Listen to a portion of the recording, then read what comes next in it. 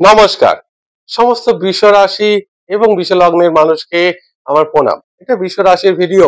মায়াবী যোগ তৈরি হচ্ছে, কারণ এই যোগটা বহু বছর পর, কয়েক হাজার বছর পর এমন একটা যোগ তৈরি হচ্ছে বৃষ রাশি বৃষ লগ্নের মানুষের। দেখুন, বিগত বেশ কিছু মাস ধরে প্রত্যেকটা বৃষ রাশি বা লগ্নের মানুষদের জীবনের বিরাট একটা সমস্যা গেছে, বিরাট একটা চ্যালেঞ্জের মুখে প্রত্যেকটা মানুষ পড়েছিল। এটা কেন? কারোর বিবাহিত জীবন নিয়ে, কারোর বিজনেসের সমস্যা, কারোর কেরিয়ারের চাকরি নিয়ে কারোর সমস্যা, কারোর পড়াশোনা নিয়ে, কারোর প্রেম নিয়ে, কারো হেলথ নিয়ে। কেন? বিগত ১১২ দিন ধরে এই বৃষ রাশিতেই দেবগুরু বৃহস্পতি বক্রী ছিল। তাছাড়াও বৃষ রাশির যে অকারক গ্রহ, মারক গ্রহ মঙ্গল, সে এতদিন ধরে বক্রী ছিল, আগামী ১০-১২ দিন আরো বক্রী থাকবে। গ্রহদের এই যে সঞ্চার, সেই কারণে কিন্তু বৃষ রাশি লগ্নের মানুষের জীবনে একটা বিরাট চ্যালেঞ্জের সময় গেছে, আরো ১০-১২ দিন থাকবে। এইবার মার্চ মাসের ১ তারিখ থেকে একটা বিরাট মায়াবী যোগ তৈরি হচ্ছে। মায়াবী যোগটা কেন? কারণ এই যোগে রাহু উপস্থিত আছে, রাহুর সঙ্গে হচ্ছে, তাই মায়াবী। কারণ রাহু কোনো গ্রহ না। তাহলে রাহু গ্রহ না তো কি? দেখুন, সমস্ত গ্রহ আছে, বুধ শুক্র পৃথিবী মঙ্গল বৃহস্পতি শনি, কিন্তু রাহু গ্রহ না।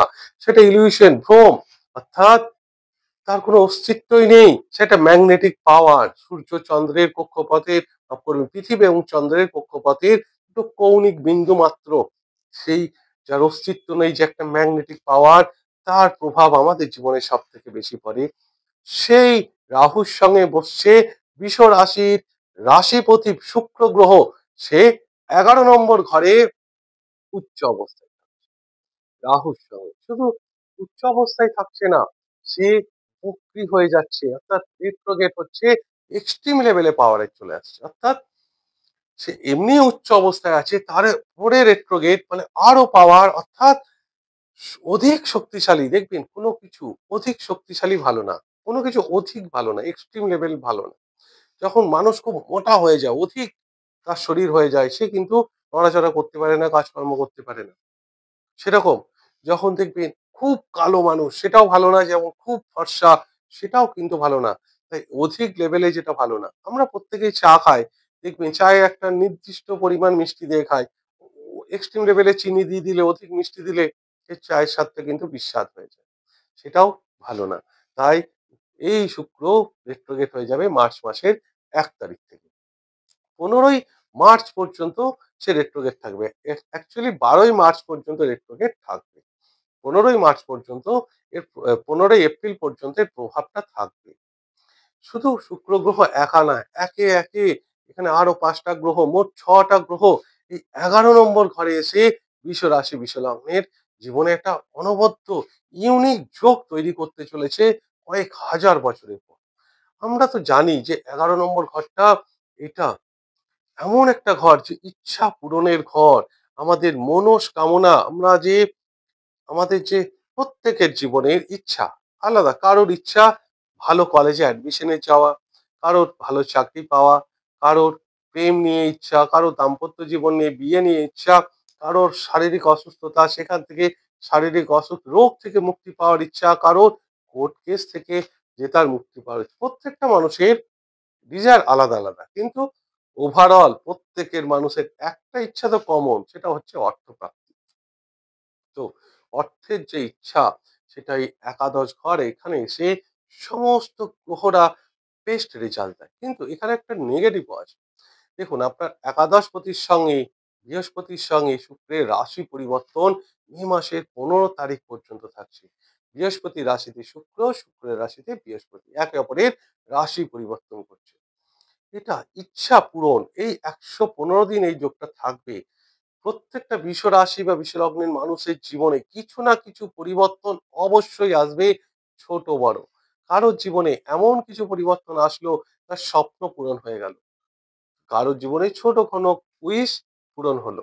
কিন্তু একাদশ ঘরটা, ইচ্ছা পূরণ ঘরটা, এটা যত শক্তিশালী হবে, আর্থিক দিক থেকে ভালো হলেও হেলথের জায়গাটায় কিন্তু খুব একটা পজিটিভ রেজাল্ট দেয় না। তাই বৃষ রাশি লগ্নের এই ১১২ দিন অন্তত মে মাসের 15 তারিখ পর্যন্ত হেলথ শারীরিক ব্যাপারটা নিয়ে কিন্তু সাবধানে থাকতে হবে।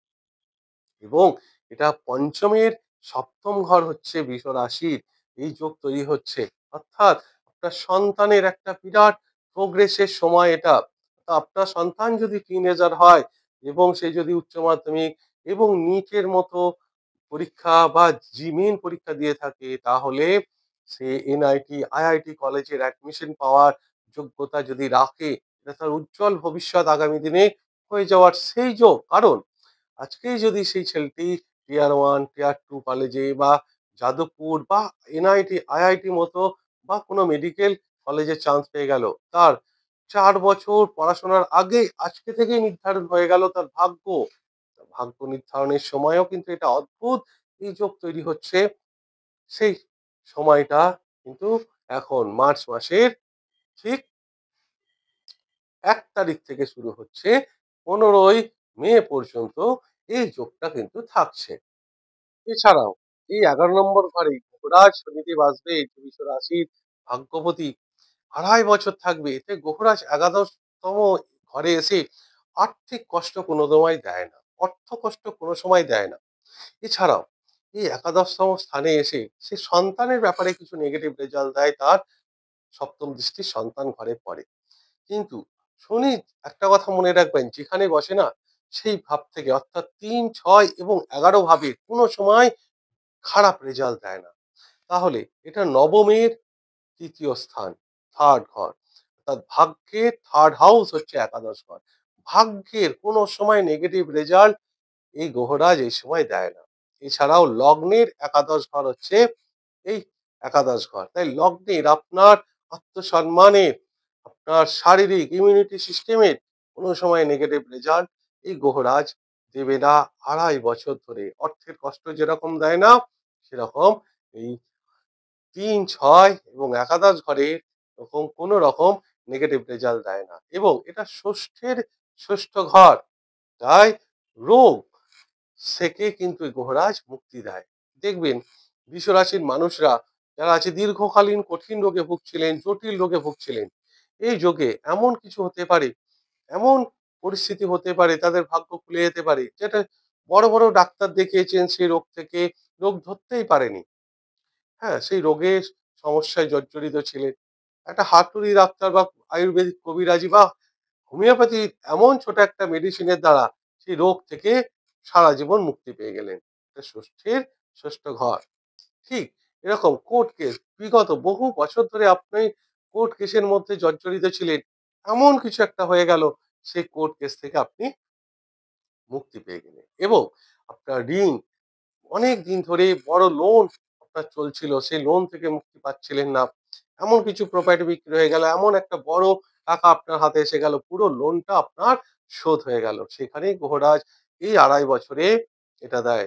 তাহলে গ্রহরাজ যেখানে বসে তার 3, 6, 11 পিছনের ভাবের কোনো সময় নেগেটিভ রেজাল্ট দেয় না, সেটা পজিটিভ রেজাল্টই দেয়।